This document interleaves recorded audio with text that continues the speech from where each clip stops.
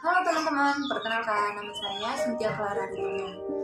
Nah, pada video kali ini kita akan membahas sebuah topik yang cukup biasa kita dengar dalam kehidupan kita sehari-hari. Selain cukup biasa kita dengar, topik ini juga menyangkut tentang diri kita sendiri.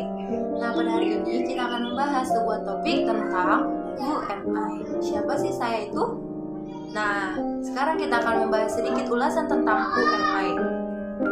Nah, teman-teman, pernah nggak sih kalian menilai orang-orang yang berada di dekat Anda, atau teman dekat, atau orang yang sudah biasa berada di samping Anda?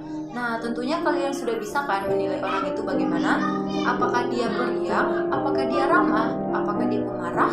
Apakah dia bercemburu? Nah, tentunya kalian sudah bisa mendeskripsikan orang lain yang berada di dekat Anda atau teman dekat Anda.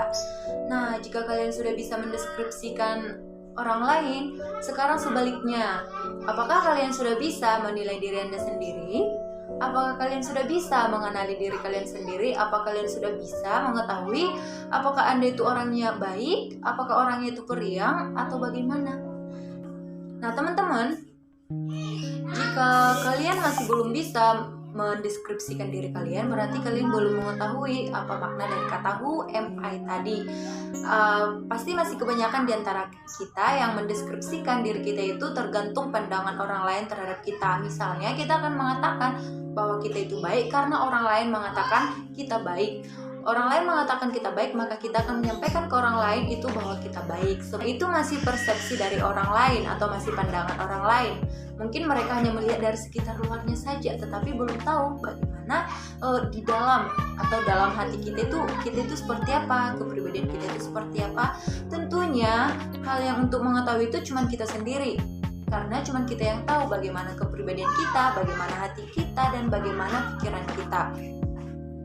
Nah, teman-teman, pertanyaan who am I ini hanya terdiri dari 3 kata, tetapi jika kita jabarkan kepada setiap individu atau perseorangan, tentunya akan menjabarkan jawaban yang tentunya sangat banyak dan sangat beragam. Nah, mengapa sih setiap orang harus memberikan jawaban yang berbeda ketika kita bertanya who am I?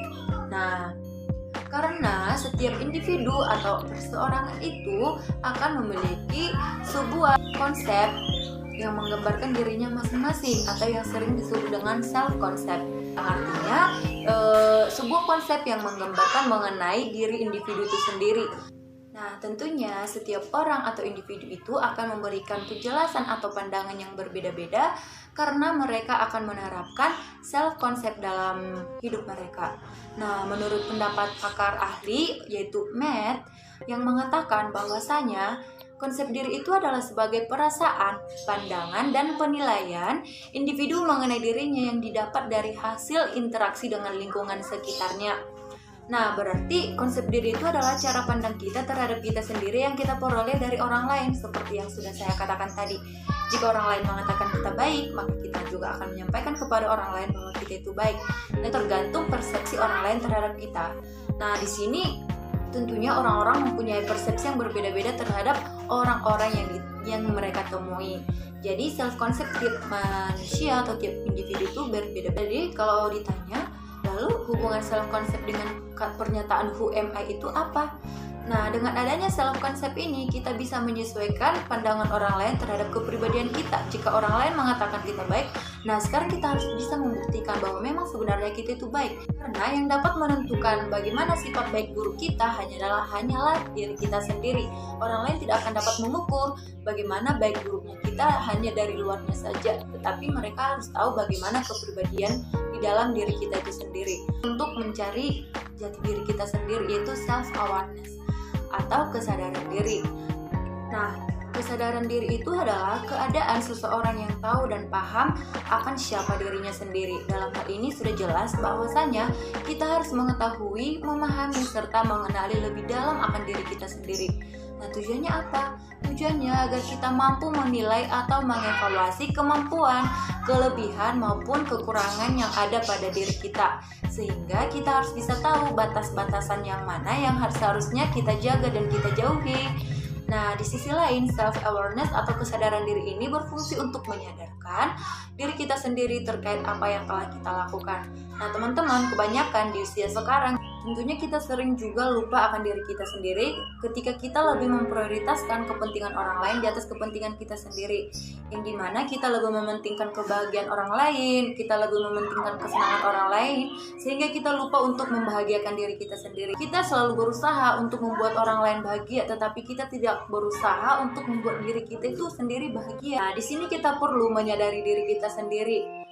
Karena tujuan dari self-awareness itu sendiri adalah agar kita tahu dan agar kita mampu menilai, mengevaluasi kelebihan dan kekurangan kita.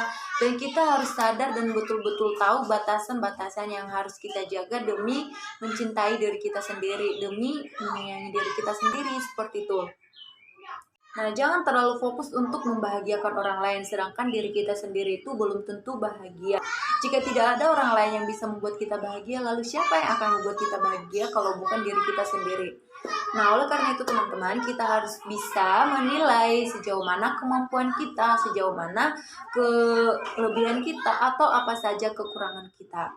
Yang kita lakukan adalah dengan self-journal, yang artinya kita bisa mencatat apa-apa saja yang tidak kita sukai, apa-apa saja yang telah kita lalui, apa-apa saja yang telah kita capai. Nah, dengan membuat self-journal ini, kita akan bisa tahu dan kita bisa menjelajahi lebih dalam diri kita sendiri. Nah, dengan menerapkan hal-hal yang tadi, kita tentunya sudah bisa mencari jati diri kita sendiri. Kita sudah bisa mementingkan kepentingan kita dulu, mementingkan kebahagiaan kita dulu dibandingkan dengan mementingkan kebahagiaan orang lain.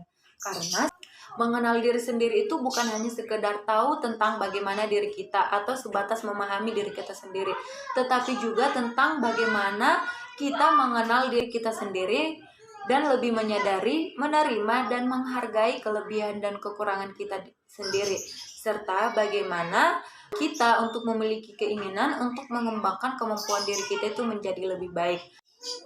Oke teman-teman, sekian yang bisa saya sampaikan. Semoga video ini memberikan manfaat bagi kita semua. Akhir kata, saya ucapkan terima kasih.